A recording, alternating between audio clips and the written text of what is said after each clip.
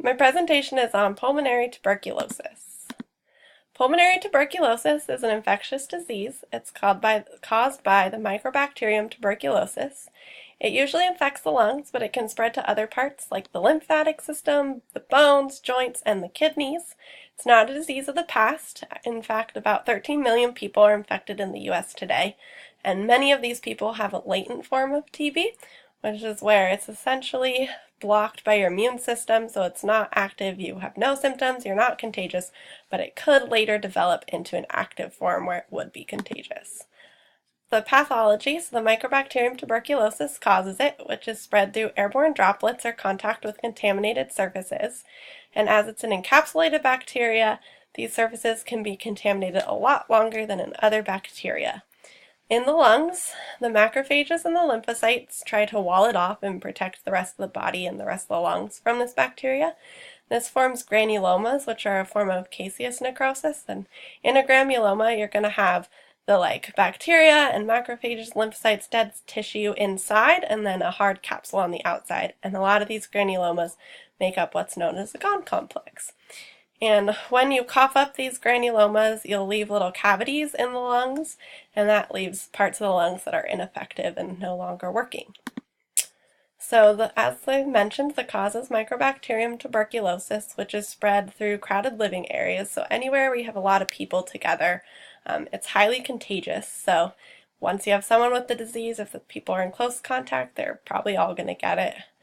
So some examples are like poor countries, homeless populations, or healthcare workers who are in contact with someone with tuberculosis but not using proper precautions. There's also lots of cases of bacterial resistance, which is when the antibiotics aren't effective anymore, and in these cases people could spread it more easily just because it's not being treated. And then also if you have a lower immune system, you're at a higher risk for getting it because your immune system is not working as well as it should, so it's not going to protect you. Signs and symptoms, you usually don't have any signs or symptoms in the early stages, also in the latent form, but as it progresses, you'll usually develop a cough with purulent sputum, which is sputum that has white blood cells in it, and then it's usually like a bright green color. You'll also have pleurisy, hemoptysis, chest pain, malaise, unexplained weight loss, night sweats, and you might have a low-grade fever and then chills associated with that.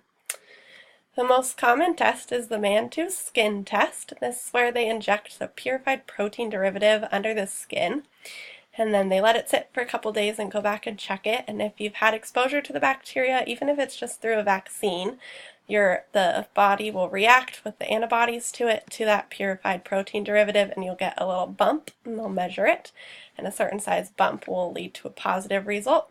The downside to this test is that you have to come back to have it read. So in cases where people won't be able to come back or probably won't come back, they can use a blood test.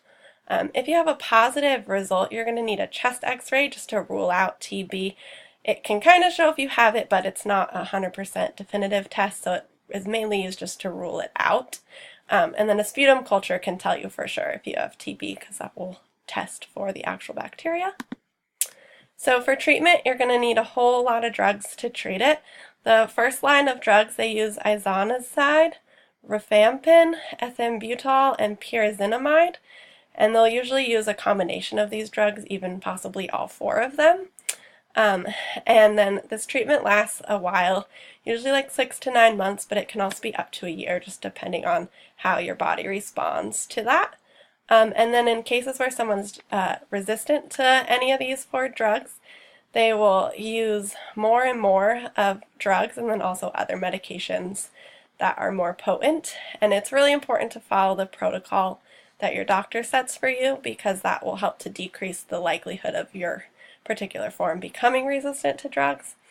And then they can also treat the latent form, but they don't always treat it. They will though if you're a high-risk individual, and they just use 1 or 2 drugs for that. So prevention is extremely important to limit the exposure of it and to stop the spread. So you really want to limit the exposure of infected patients and just keep them away from everybody else, and treat it progressively so that they'll be not contagious for super long. And then also, as I mentioned, treating the latent infections, especially if they're in contact with lots of people. And then testing people for the skin test if they're high risk or they've traveled to areas with that, and using a mask to protect yourself if you're in contact with other people with TB, like healthcare workers. And that's the end of my presentation.